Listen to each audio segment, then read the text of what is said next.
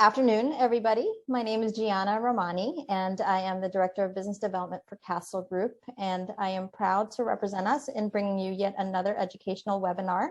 We are in for a treat today, having Jason from Martel and Ozum teach us collection strategies. So I'm really excited. Thank you, Jason, for being with us. Thank you for having me. And for our first-time attendees, I just wanted to let you know Castle Group is a property management provider that services the whole state of Florida. We specialize in communities that typically have dedicated management. So not necessarily on site, but a lot of communities do have on-site teams, maintenance staff, club and pool attendants, concierge, things like that. We have developer services, lifestyle services, and anything that you need, we'll make sure that we can provide it for you. So on top of that list is educational opportunities, just like now. So I'll turn it over to Jason.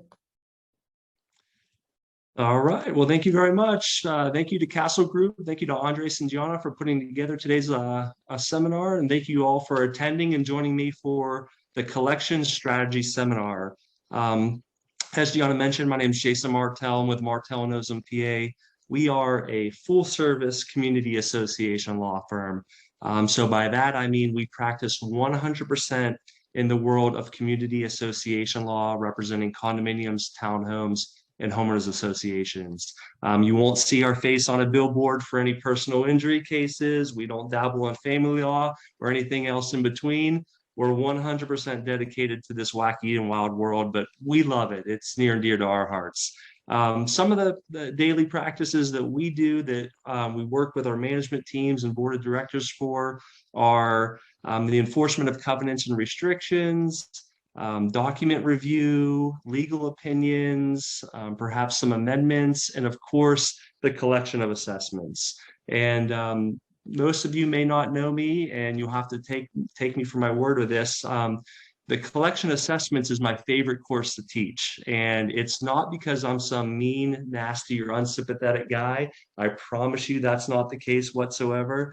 I really enjoy the collection of assessments because it is the backbone of each and every one of our communities, okay? Whether you're a condominium or a homeowners association, whether you're gated or non-gated, whether you have amenities such as pools, tennis courts, fitness centers, or you really just have a tot lot in the corner of your community.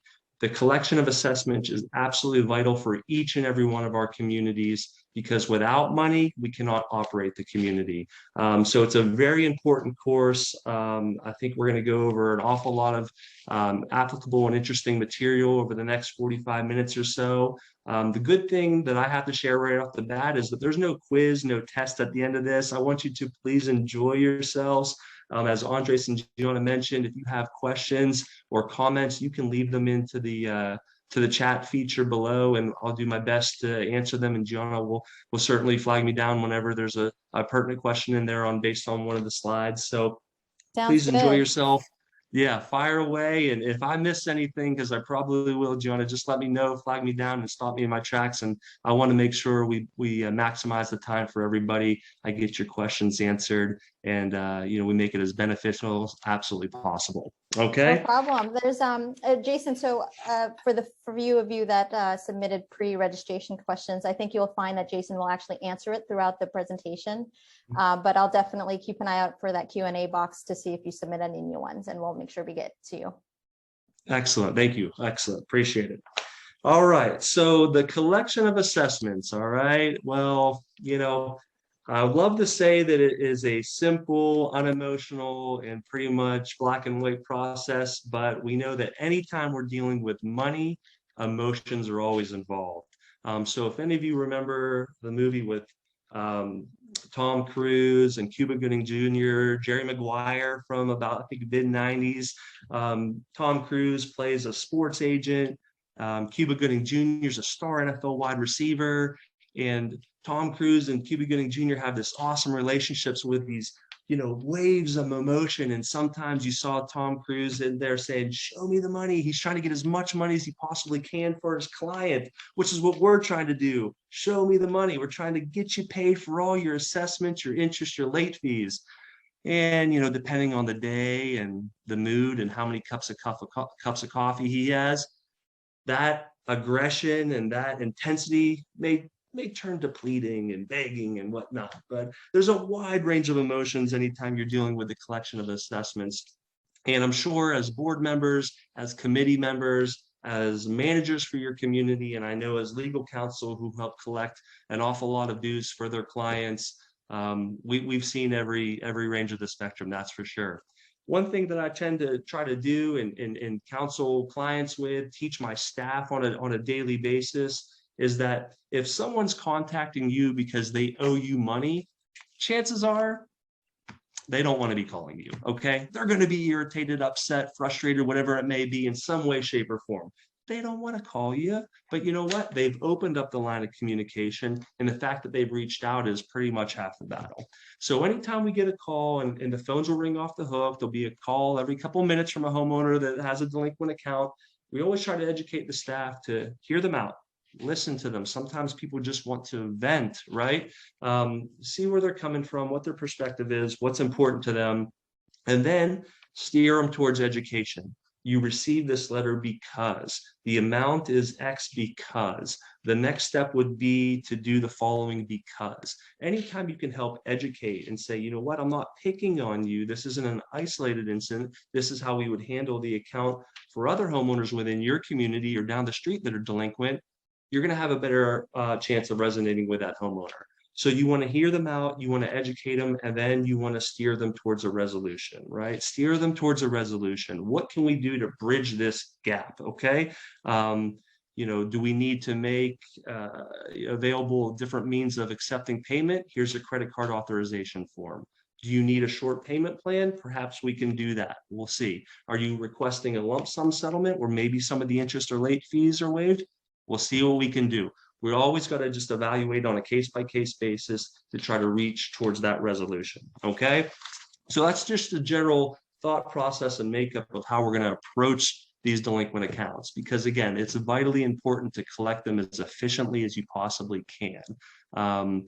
It's a situation where the more that we do our job and cross our T's and dot our I's and move through the process efficiently, statistically speaking, the much more likely we are to collect those dues. I always tell folks that wait, months and months and months, and believe it or not, every once in a while I'll get retained by a new community and they might wait a year or a little bit over a year to collect dues. I always let them know, I said, I can collect $1,000 a lot easier than I can collect $10,000, right? So it's not being mean, nasty, or unsympathetic, as I alluded to at the beginning of the presentation, to go through the collection process swiftly. You're actually doing the association and the homeowner a service. And it's not being mean, nasty, or unsympathetic to send the required notices, because again, you're letting the homeowner know what their obligations are through transparency right off the bat, rather than someone say, well, you didn't contact me for X amount of months, or if I only got a letter, I would have known to do the following. So again, it's mightily important process, and I want to walk through that process. So we're going to make our way from pre-litigation, and we're going to go all the way through litigation and see what comes up throughout those months that get us from the very first letter to potentially going to court and talking to a judge and saying, Judge, this is what we need you to step in and do, right? So really pertinent to this course is effective July 1st of 2021, we had a statutory change, all right? So they threw a little bit of a curveball into the collection process for all the community associations, okay? All of your condominiums, all of your townhomes, all of your HOAs. And they did so by adding what's called a notice of late assessment, okay? All associations are now required to send this notice of late assessment before they send the notice of intent to lien demand letter. For as long as I've been practicing, and as long as the homeowners association and condominium association statutes have been out, the first required pre-suit demand letter, statutorily required pre-suit demand letter, was the notice of intent to lien demand letter. It was always the first statutorily required letter. Now, a lot of times a community would send a courtesy notice, maybe 2 or 3 courtesy notices. That's to the association's discretion.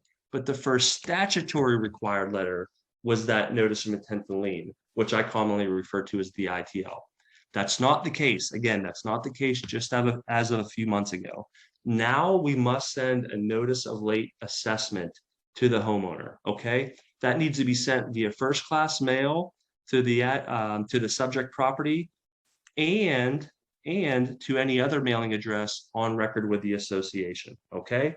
So if Jane Doe lives in Unit 1, or if Jane Doe lives in Lot 1, and that's the only address on record, then we send a notice of late assessment there. But if there's a tenant occupied in Unit 1 or Lot 1, and we know Jane Doe has notified the association that she actually lives down the street, then we're going to send this notice of late assessment to both the subject property and to the address on record with the association, okay? So really what this is a last-ditched effort to the homeowner before they get attorneys involved, okay? So really that's what it does. The notice of late assessment is valid for 30 days, and it specifically says in the statutes, which I've cited at the bottom of this slide for your reference, that no attorney fees can be included in the notice of late assessment, okay? Pretty simple and straightforward. Again, it is now a statutorily required courtesy letter. Okay. And what makes life a little bit easier for all of us is that the legislator did us a favor that since they were adding this change, they said, you know what, let me just give you with the language to include in the letter so that there's, less ambiguity, if you will. So the notice of late assessment just simply reads as this slide would show. It notifies the homeowner that there's a notice of late assessment. It in the subject line addresses the subject property and the name of the association. And it says that the following amounts are due and must be paid within 30 days, okay? It breaks down maintenance due, late fee, interest, and then a total. Really, all you're seeing there is that there's no line for attorney's fees, okay? No line for attorney's fees. If the 30 days expires and the homeowner doesn't reach out to you or make full payment pursuant to this notice of late assessment, well then, you're going to get rocking and rolling with that ITL, that notice of intent to lien demand letter that I just mentioned a few moments ago. Now, in the past, and let me rewind the clock a little bit here. In the past, up until July 1st of this year, the notice of intent to lien demand letter was valid for 30 days for a condo and 45 days for an HOA. Why they gave us different dates, I don't know. They always want to rack our brains, keep us on our toes, I guess. But fortunately, the legislator also changed that requirement so that both condos, town and HOAs, and townhomes included in there, the ITL is valid for 45 days, okay? So a lot of folks, if you're familiar with condos or you've lived in a condo in the past and you hear me say 45 days, I'm not misspeaking. It's a statutory change. That's probably a little long overdue to create some uniformity there, okay? The second bullet point on this slide is very important to keep in mind because there is a distinction between the condos and HOAs here, okay? If we have that notice of intent to lien and we send it out and the 45 days expires without payment or agreement reached with the association, our next step is going to be to record a lien against the property and send the notice of intent to foreclose demand letter. Okay, so important point here on bullet point 2 is that a lien is valid for 1 year for a condo, okay, but 5 years for a homeowners association. Dramatically different, right? And to take that just a step further, Chapter 718, which governs our condominium associations, comes right out and says that condo liens valid for 1 year, meaning you have to institute your lawsuit within 1 year from recording of the lien. The HOA statute actually doesn't say it anywhere. It's a long statute. It's been around for a while. It doesn't say anything about how long you have to bring the lawsuit for an HOA lien. But case law, supplemented with the statute of limitations argument, shows us that it's valid for 5 years. Okay. Now, the sub bullet point 2 is that time period is extended for any length of time the association is prevented from bringing its lawsuit due to, you may have guessed it, an owner filing for bankruptcy. So this is common sense. If a homeowner files for bankruptcy and that bankruptcy lasts 11 months, we're not going to penalize the association and say, well, your time's ticking. You have a few days here to bring your action. It stayed during the time, the length of the bankruptcy. And we'll chat a little bit about bankruptcies in the middle of the presentation. So you may have a few questions on some of that material and how it affects the association. All right, so we had that notice of late assessment. That expired. So now we proceed with a notice of intent to lien, right? That expired without payment. And now we send a notice of intent to foreclose demand letter. And again, for all associations, this is valid for 45 days, okay? Now, these letters need to be sent in a specific way, all right? We went through the requirements of how the notice of a late assessment needs to be sent. Now let's talk about how the intent to lien and intent to foreclose need to be sent. Well, similarly to the notice of late assessments, both letters must also be sent to the subject property and any other mailing address on record with the association. These letters, however, need to be sent via regular and certified mail, okay? Regular and certified mail must be done. Now, we'll have a breakdown in each letter of the assessments, the interest, the late fees, and now the attorney's fees and costs owed in each letter, right? But you have to keep in mind that we're to charge the correct amount. So assessments bear interest at the rate provided in the declaration, and that could say 10%, it could be 12%, and most likely says 18%. That's what most of the declarations read. However, sometimes the declaration will read highest allowable rate per law, okay? So then I get asked, well, what in the world is the highest allowable rate per law? Well, it's 18% as we sit here today, okay? So more often than not, I would say 95% of the communities we're charging 18% interest. Can you charge late fees? Well, typical attorney answer, it depends, right? So we're going to want to look at our governing documents and see if we have authority within our governing documents to charge late fees, all right? And if we do, the association may charge a late fee up to the greater of $25, okay, or 5% of each delinquent installment, okay? It's the greater of those two, all right?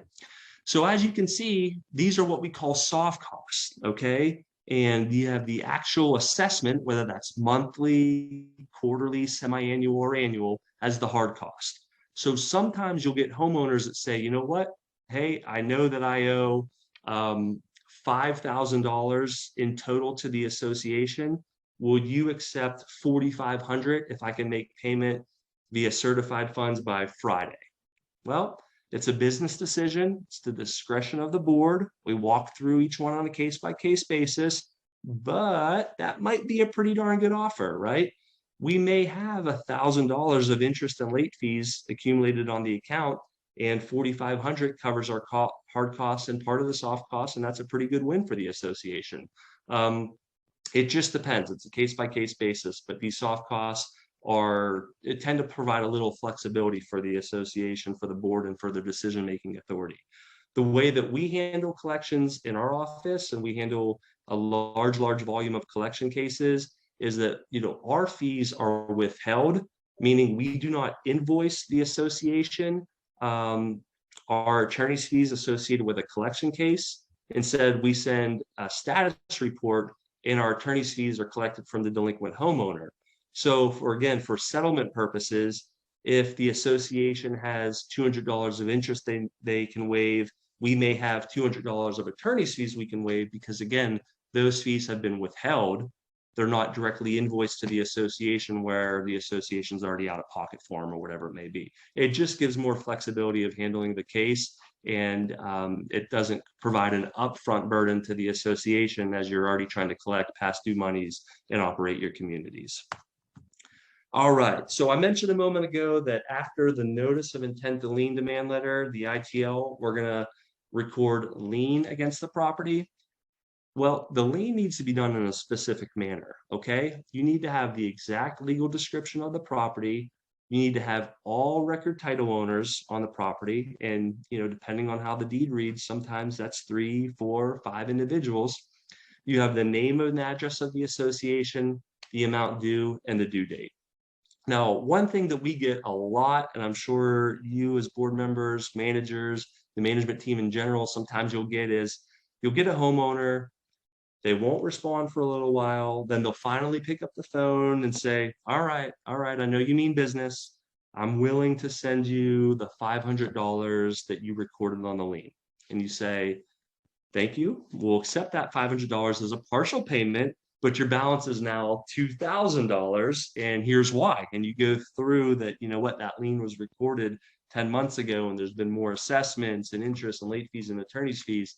And then you look at the last bullet point on this slide where the statutes tell us what we should already know, but is good reinforcement to send to the homeowner sometimes, is that that claim of lien just secures all unpaid monies that are due today, but that may accrue down the road, right? Because homeowners will contact you over time. It's going to happen and say, yeah, I'm ready to pay the amount set forth in the recorded lien. And you're going to have to explain to them why that amount is a placeholder that was due at that time, but obviously continuing monies accrue and you need to provide them with an updated payoff, right? So that's where we're at with the liens. Now, homeowners have an opportunity at times to contest the lien. If they need to, if they do file what's called a notice of contesting lien, the big thing that I want you to remember from this presentation is forward that immediately to your legal counsel and get on the same page and see that if we're able to file our lawsuit within the 90 days of receiving that notice, because that's what we're required to do. So not a whole lot to be worried about. If we're moving the case along as we should be, everything's going to fall in place. The only thing to point out is that if you see a funny piece of paper that says notice of contest and lien, don't throw it aside. Just make sure your board, your management team, and your legal counsel all are aware that it was sent by the homeowner, and say, okay, how are we looking with our timelines here? And we should be just fine. All right, so I just spent a few moments talking about the requirements of a lien, and obviously I said, okay, let's strictly comply with everything that the statute wants us to comply with for this lien, right? So that's a no-brainer. That's what we want to do.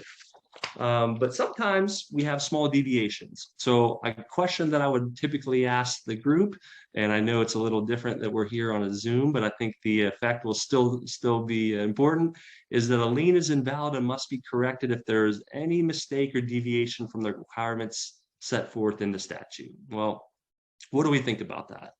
Liens, they're recorded in public records, right? We know that 718 condo statute and 720 the homeowners association statute tell us pretty clearly, do the following. If we don't do the following, do we have to start over? Safe way to start over? Is that the safe bet? Conservative approach? What do we do, right? Well, I asked my son, he's 3, he wasn't sure yet. He wasn't sure yet. All he probably did was growl at me and ask me to play cars or, superheroes with him. So he wasn't sure. So I did a little bit of digging and I went into some of my experience and my case law file that I had, right? And I said, well, yes, you should strictly comply with all statutory requirements, but don't give up so soon if you have a minor deviation. Work through with your team, see if it's a situation where we can still proceed. I'm going to give you 2 examples. You'll see some case law on this slide. I think it's really helpful. My examples pretty much piggyback and are applicable to this case law. Okay, a little while back, we had a collection account and we sent, this was before the notice of late assessment. We sent the intent to lien, sent it certified in regular mail to the property. Homeowner signed for it, didn't call us, didn't email, didn't pay it, that's for sure. So we recorded the lien. Then we sent the notice of intent to foreclose. Remember, those are the 2 statutory required letters. Homeowner signed for it again, never contacted us, certainly never paid it. So, okay, now we're going to file a lawsuit. We have to, right? We cross our T's, we dotted our I's, let's file the lawsuit. So we filed a lawsuit, which we'll talk about in a second on what our requirements are there. Immediately after being served, I get a lengthy motion to dismiss from the homeowner's attorney. Motion to dismiss is just what it sounds like, right? Judge, throw this case out. The HOA is wrong. They did something wrong, or they didn't do something that they should do, whatever it may be. Dismiss the case. They didn't act appropriately. So take a look and see, what's the main allegation here, right? The main allegation was that the homeowner's name was spelled wrong. Well, that's a pretty big deal, right? So your instinct at first may be, I'm going to wipe this case out. I looked a little closer, looked for some case law. So I'm going to use the name because it's a really general name and it's not going to give away any, privileged information here. But the homeowner's first name was Tomothy Smith, T-O. Okay. What do you think got placed on the lien? It was Timothy Smith. Of course it was, right? Everything else, the middle name, the last name, the legal description, the amount owed, the association name, the due date, the tagline about all monies accruing subsequent to the recording of the lien was correct. Found a case law in our favor that says that's a minor deviation where the recipient would otherwise know what the lien stands for. It's not invalid, yada, yada, yada. So I present that to the attorney and, he's not having it. I'm going to be honest with you. We're going to go to court. You're going to lose. I said, actually, just dismiss it now. If you don't, we're going to go to court. I'm going to ask for fees, this whole 9 yards. I said, are you reading the same case I'm reading? Yeah, I'm reading the same case, whatever. Good luck. So we go to court on the motion to dismiss, right? And have the case law lined up, got the file out, my notes, I'm ready to rock and roll. And I know most of the judges are litigated a lot. I knew this particular judge. Sometimes it's hard for attorneys not to talk, but I knew it was one of those ones where sit and be quiet until I was asked to talk. So the judge has us sit down, creates a minute or two of awkward silence, puts the glasses on the bridge of the nose. And I'm thinking, oh man, did I miss something here? What's going on? You never know, right? Well, fortunately for us as the association, he slowly turns to the opposing attorney and lays into him pretty good about wasting the court's resources and attempt to mitigate the file before coming to his chamber for a hearing, and the case law that was provided in our response to the motion to dismiss. And needless to say, his motion to dismiss was denied. And I don't know if I spoke, which is hard for me not to speak because I like to talk a lot. But like I said, I was being quiet there. Ruled in the association's favor, denied his motion to dismiss. And wouldn't you know, the attorney for the homeowner, who was not very pleasant to work with up until that point, calls me the next morning and says, how much is your client owed? And they sent us the payment. So again, I want us to strictly comply, but I'm just using an easy example of some experience that I had where, don't give up just yet. Let's always make sure we at least walk through and look at, what we're dealing here with whenever minor deviations. All right. So we walked through the pre-suit process and now we're on the doorstep of filing our lawsuit. Well, I would need to point out before I go into filing the lawsuit and what that entails that at any point in time during this process, an owner may reach out to you and may settle the case, and that's fine, right? If a homeowner on the day before lawsuit's filed says, I'm ready to pay you, and you provide that homeowner with a payoff and they satisfy the account, then we won't file the lawsuit. That's better, right? If the day before filing the lawsuit, the homeowner reaches out to you and says, I cannot pay you the $3,000, but I can pay you $1,000 a month for 3 months. If that's acceptable to the association, to the board, and we reduce it to writing and put all our safeguards in there, maybe that's fine, and maybe we don't file the lawsuit. It's just important to point out that settlements happen at all hours of the night. I will tell you many, many times as we get further into the presentation, we have many settlements that happen on the eve of a foreclosure sale. And you think, why in the world did you wait this long and penalize yourself by incurring court costs and all this fun stuff? I don't know. People just do. So don't be surprised if you get last minute settlement offers, all right? But if we are to proceed with litigation, the first thing we're going to do is we're going to order and thoroughly review a title search, all right? It's going to tell us the history of the property. It's going to tell us what we're looking at as far as, is there a first, second, sometimes third and fourth mortgage? Are the property taxes paid? If they're not, then we're going to have a conversation. Are there any other liens out there? Lawsuits that the homeowner's involved with? You'd be surprised. Sometimes when we're having trouble track down homeowners that maybe don't reside at the property, Our investigative work is interesting. You know, title searches may review another lawsuit that this homeowner is involved in, and maybe the credit card company or whoever it may be that had a lawsuit against this homeowner spent months and months and time and process server after process server and found an address down the street, and we can piggyback off of that. So never give up. We always exhaust our resources. We always do our detective work, if you will. Title search is going to help with that. We're going to want to make sure we review the account ledger right before we file the lawsuit. Reason being, sometimes partial payments come in, right? If we have a lawsuit filed or drafted and ready to be filed, ask for an updated ledger, and the homeowner makes a significant payment to the association the day before, we might want to reach back out and say, "We just paid 80%. You're ready to pay the final 20? We're about to file a lawsuit." So that's something to keep an eye on as well. And then ultimately, we want to make sure we know our governing documents, right? Make sure we're charging the interest and late fees correctly. Just a double check of that, what to do. Obviously, if title were to change hands at any point in time, things of that nature that we're always going to just be familiar with and make sure we're up to speed on. Okay, a few things that will more often than not pop up during your due diligence period, if you will, if you were to have any roadblocks, if they would likely be in the form of either a mortgage foreclosure or bankruptcy. Now, I could spend a ton of time talking about mortgage foreclosures and bankruptcies and how they impact the association. We're going to do the snapshot version of that for today for time purposes, but I do want to dedicate, about 5 minutes on this slide alone. So here's what we got to do. If there is an active mortgage foreclosure, okay, as we're getting ready to proceed with what's called our lien foreclosure, that's when the association files the lawsuit, right?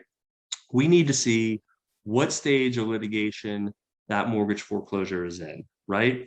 If it's towards conclusion, do I want to then spend the association's time and resources and bring our association's lien foreclosure action when we have a mortgage foreclosure action that's just finishing up? No, probably not, right? If it's at the beginning case of the case, do we want to race it? Perhaps. We'll have to, again, it's all case by case. If it's stagnant, and that is common, right? Banks don't move too fast these days. Then we need to say, okay, what's our approach? Do we want to reach out to the bank and see what the status is? Do we want to file a motion to compel? There are some different options there. I know a number of attorneys throughout the state that are counsel for banks. They are good attorneys. There's no question about it. But there's more layers involved with banks and with mortgage foreclosure actions. So while the attorney may be in Orlando, the records department may be in West Palm, the loss mitigation may be in Palo Alto, California, and the general corporate bank counsel may be in DC. And left hand does not know what right hand's doing a lot of times with banks. And that's why you see so many cases sit stagnant. It's not that the individual attorney doesn't know what to do if the file was put right in front of them. It's that they have 1,000 files and they're waiting on 14 different people to bless something, and then they forget about it, So yeah, exactly. If the case is stagnant, what are we going to do? Well, a couple of things. Sometimes we call the bank and we see there's no activity and they go, we meant to dismiss that. Hey, that's good. They dismissed the case. Now we can proceed with our litigation, right? Sometimes they say, I don't know what to tell you, Jason. I need some things on my end. Nobody's giving me an answer when I can get it. So you're just going to have to hang tight. If that happens, what in the world do we do? Well, we have options as the association, which is very fortunate. If a mortgage foreclosure case is not moving along in a timely fashion, we can file what's called a motion to compel with the court saying, Judge, please make the bank do the following within the following time period. Okay. And it's very successful. They don't want the bank cases to stay stagnant. They know we have standing to bring such a motion, and it's within the statute that says those are the association's rights to compel certain action within a certain time period. Very good tool for the association. My overall point being, please don't just sit on your hands and think there's a mortgage foreclosure action. We have no options available to us whatsoever. We'll just let it linger and linger and linger, because two things typically happen the longer a mortgage foreclosure goes on. The amount of money owed to the association goes up and the condition of the unit or the property goes down.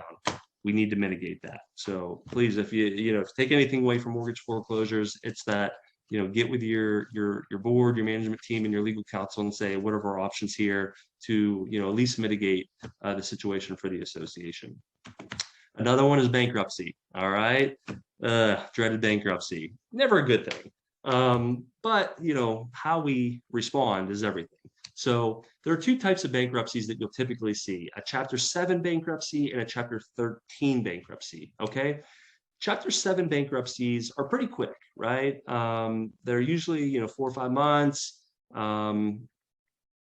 They either get dismissed, meaning the debtor or debtor's counsel didn't do something properly, or discharged, meaning they did, and the bankruptcy just ran its course. Way back in the day when we had the foreclosure crisis here in Florida in 08, 09, every PI, criminal defense, family law attorney started dabbling in bankruptcy. And quite frankly, they didn't know what they were doing. And I had endless conversations pretty much on a weekly basis where someone would file a Chapter 7 bankruptcy. It would be either dismissed, meaning they did not do something right, or discharged, meaning they did, but the bankruptcy is just now closed. And they'd say, what are you doing? The HOA can't come after me. They can't come after my client. There was a Chapter 7 bankruptcy. In which we would say, we can't, you're right, for personal judgments. But a Chapter 7 bankruptcy does not prevent the association from proceeding with what's called an in rem action against the property for monies owed to the association. So again, Chapter 7 bankruptcy, really important forward to the association's counsel. I've never handled a bankruptcy on behalf of a debtor, but I've handled an awful lot on behalf of the association creditor. And it's really, really important to work with somebody that knows bankruptcies. Chapter 13 is typically a 5-year repayment plan. That doesn't sound ideal either. I know that. So, my goodness. One thing I'll say is that, repayment plan is better than no repayment. So you're going to get put on a repayment plan for all monies owed to the association prior to filing that bankruptcy. And then the homeowner is responsible to pay all regular assessments due to the association post-petition filing. And again, the reason why we're involved is if the homeowner doesn't do one of those things, we have recourse, right? We can obtain maybe a relief of stay and proceed from there. So again, really important to be aware of bankruptcies and just walk through them case by case with your legal counsel and your management team and the rest of your board, so that we'll make sure we put the association in the best position possible.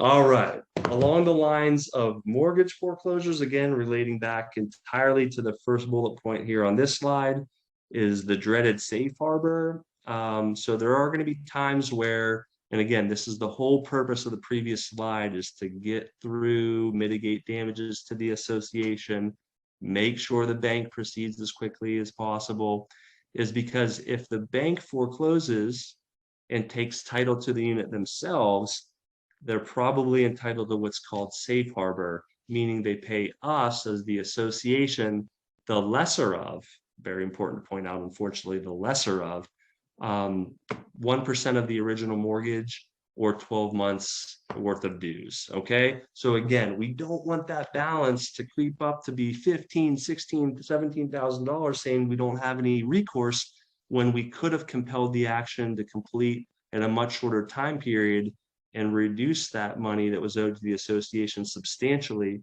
so that the safe harbor hit isn't as impactful. Okay. All right. So filing the lawsuit, and this is fun because I feel like, maybe boards and managers are involved in the pre-suit process, pretty hands-on, of course. But once the file gets to litigation, sometimes, they might feel out of the loop a little bit. And that's why we try to have the status reports on a regular basis for free, to kind of keep you up to speed of where they're going and kind of let you know what goes on with litigation too, and what we're trying to accomplish during that time period. So, kind of interesting slides here. So if you get to the point where you're filing your lawsuit for litigation, right, you need to make sure that you name as a defendant all record title owners. And I'll give you an example that pops up all the time, and most recently, as of just a couple of weeks in my office, got a phone call. John and Jane Doe were record title owner to the property. Jane Doe calls me up. hey, there's got to be a mistake. I was served with this lawsuit. I don't live at the property anymore. In fact, I don't even live in your nasty, humid swampland here in Florida. I moved to sunny California. You know, I don't want anything to do with this. So, you know, take me off this lawsuit immediately. You kind of can sympathize and understand where they're coming from, right? Okay, this person doesn't have anything to do, doesn't live here anymore, wondering why they're being sued. You know, and that comes into hearing them out and educating a little bit.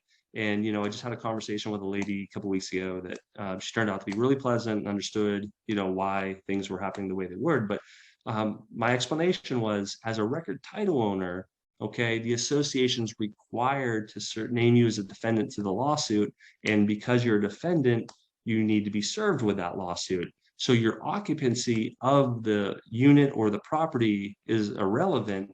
Your residency in the state of Florida is irrelevant. If you're a record title owner, by law, we need to include you as a defendant in the lawsuit. And it's not the association's task, nor are we even able to, if we wanted to remove you from title. That's something that you need to work out with the other record title owners. Until you do, you know, we have to include you in the lawsuit. And most folks tend to understand it. Like I mentioned, the lady that I spoke to last week completely understood once we had a lengthy conversation about that topic. And she subsequently worked to get removed from title to the property. We also include unknown tenants. Okay, and this is a really important point. You may say, well, Jason, there's times where we know that the homeowner, John Doe, occupies the unit or the property, right? Or we know that the unit or the property is vacant. So why would we waste our time with unknown tenants? And to which I would say, no harm, no foul, right? You name the unknown tenant in the lawsuit. And if no tenant occupies the lawsuit towards the completion of the case, you simply file a one sentence piece of paper that says notice of dropping party. There's no harm.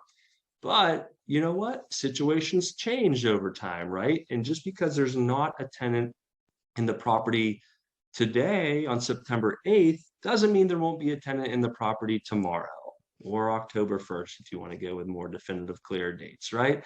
So it's very important to include unknown tenants in your complaint. That is the no harm, no foul explanation. The big benefit will be the next slide, okay? You also want to include any inferior lien holders, all right? You remember a moment ago when I had a slide and talked about the title search? It's all woven together for a purpose. That title search could show that Bank of America holds the first mortgage to the property. Okay, that's great. We know that first mortgage holders have superior lien rights, but fortunately for us here in the state of Florida, HOAs are pretty much right next in line. Condos pretty much right next in line.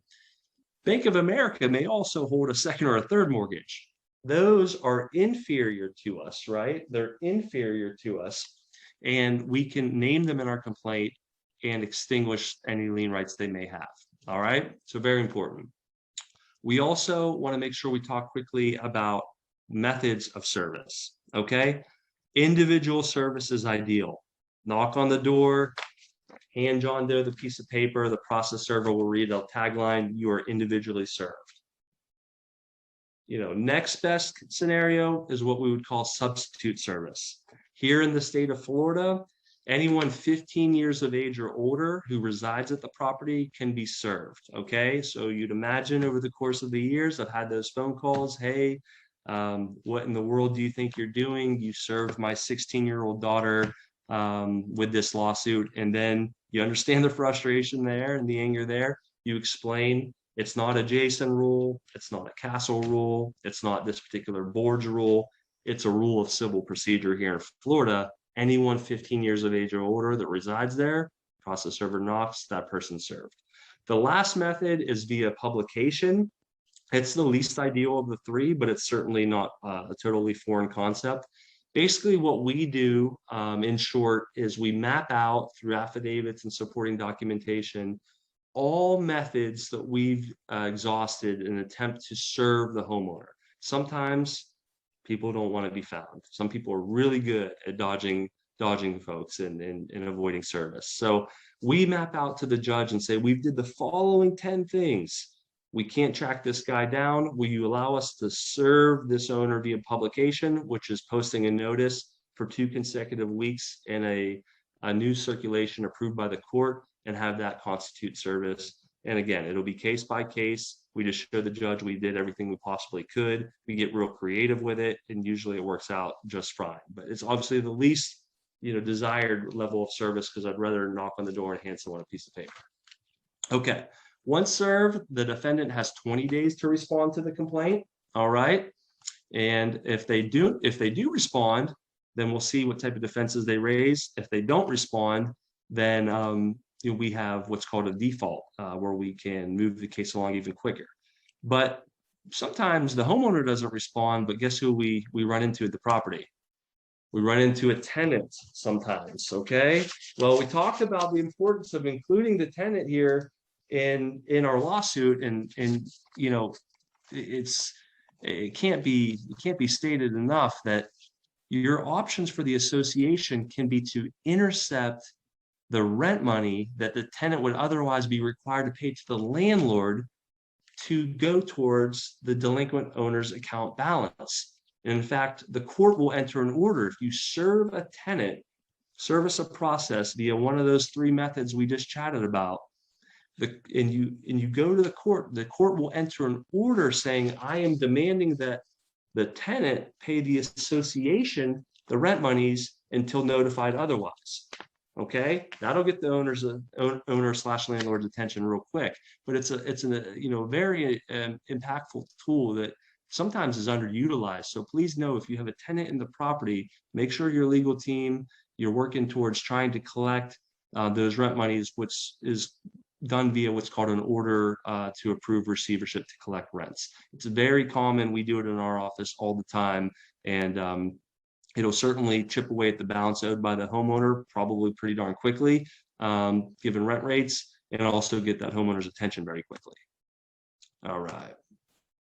So a few common defenses you may see raised by the homeowners if they get served with a complaint are nothing that you're going to be too surprised at here. You have a hardship defense, which is basically, hey, I've fallen on rough times.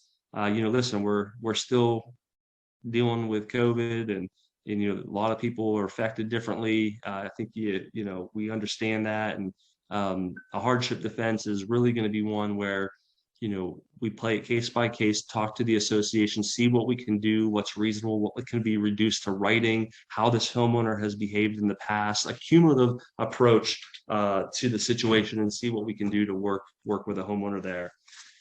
You'll get the defense sometimes of failure to maintain the common areas. Yes, that's right. Hey, listen, the landscaping looks poor, the entryway looks poor. In fact, I didn't like how dirty that pool was, so now I'm not going to pay you the dues until you clean it up.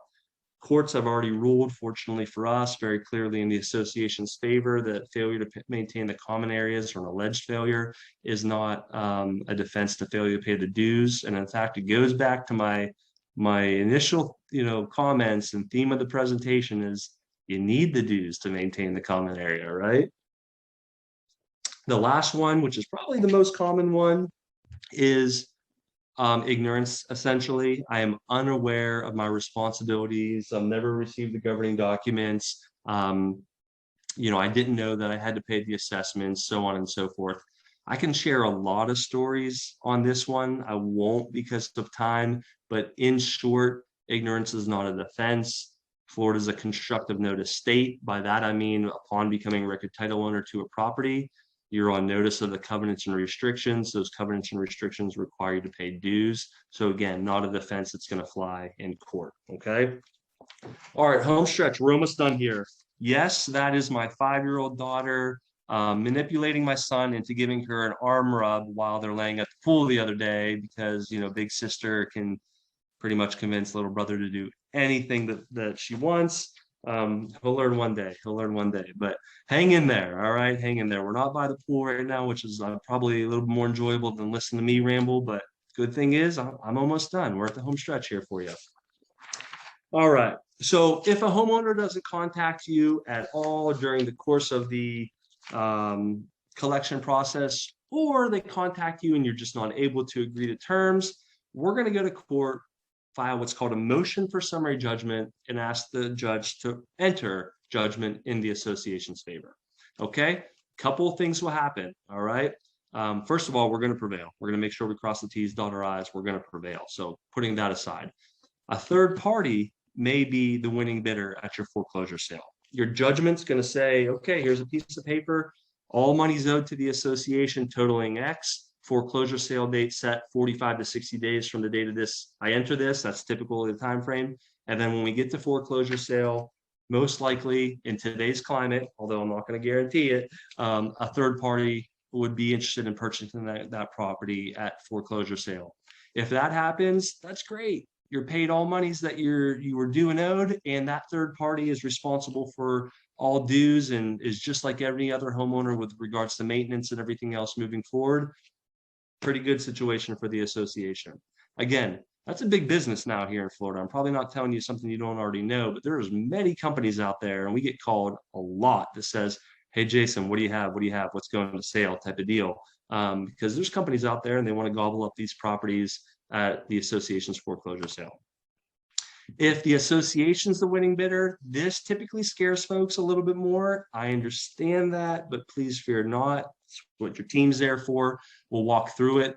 If the association takes title, we're going to obtain a writ of possession, arrange for basic liability insurance, and just as importantly, change the locks. Okay. Again, due to time, I'm not going to go down some of these stories, but I've had situations where the association did not change the locks timely, and so-and-so threw a party at the property, stripped the cabinets, graffitied it, bad stuff. I have multiple stories like that. Please don't want any of you to fall into that situation. Once the association owns the property via certificate of title, basically subject to the first mortgage, we rent it out or we sell it. And again, there's many options there for the association, so it's not as scary as it ultimately sounds. I'll leave you with the last few bits here on the collection portion of it, is that we got to be careful who purchases it at the foreclosure sale if it's not strictly a third party, right? Board members, managers, or your management team, and then myself or your legal counsel cannot be the purchaser at a lien foreclosure sale. Okay. So I've had that question pop up. Board member John Doe says, I know that property. I know that unit. I know that home. I've been in there. It's in good shape. You can't purchase it at a lien foreclosure sale. It's not to say that you can't have a family member purchase it or advise a friend or purchase a lien foreclosure for a community that you don't reside in or you don't serve on the board for. But on this particular purpose, we can't have you purchase it. I can't purchase it. Gianna can't purchase it. So on down the road. All right.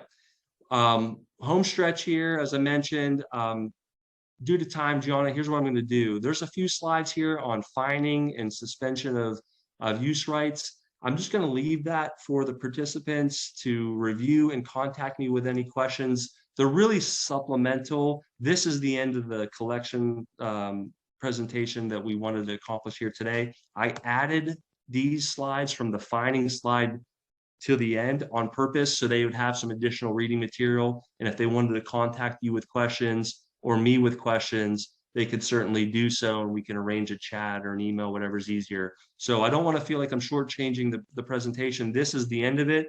The last slide that says foreclosure sale, and you'll see it's the language regarding who can purchase. And then starting with finding, that's just some additional information. Sounds great, Jason. As expected, you made my job easy. No questions were chatted in. But if you don't mind going to the last slide of the presentation for me, that way everyone can see your contact information. One thing that I wanted to remind everybody is that this class is eligible for continuing education credits. So if you want to email me your license number, I'll add it to the registration report that I will be giving to Jason so he could take care of making sure you get that credit. So our contact information is attached, or you can email me directly, giaramani@castlegroup.com. Parting words, Castle is known for its best people, best systems, best technology, best systems. I just wanted to touch on as far as best practices. Work with your management partner, work with your attorney, get a uniform policy in place for your collection actions. Also, another educational opportunity. We will be at the CAI Northeast Florida Chapter Expo tomorrow. Feel free to email me for information, but we are booth number 10. Any parting words from you, Jason? Thank you so much. It was a great class. Oh, appreciate it. Thank you for hosting the class. I really appreciate it. Continuing education, extremely important. And quite honestly, it's one of my favorite parts of the job is just being able to chat, have conversations like this, go over some material that sometimes, we don't get to chat about in too much detail day in and day out with our boards and with our management team, and kind of, peel back the layers and see our approach on some things, which I think is really interesting. Thanks to everybody who jumped on today and attended. If you have any further questions, please reach out to Gianna or myself, or ideally both of us. I'm happy to answer any of them in detail. And thank you so much, Gianna, for pointing out that it is for continuing education credit, because I'm so sorry I forgot to mention that at the beginning. But as you already stated, if you can get Gianna your CAM number, your email address, I'll make sure you get your credits as soon as possible. Thanks again, Jason. Everybody, thank you for joining us, and stay safe out there. Thank you.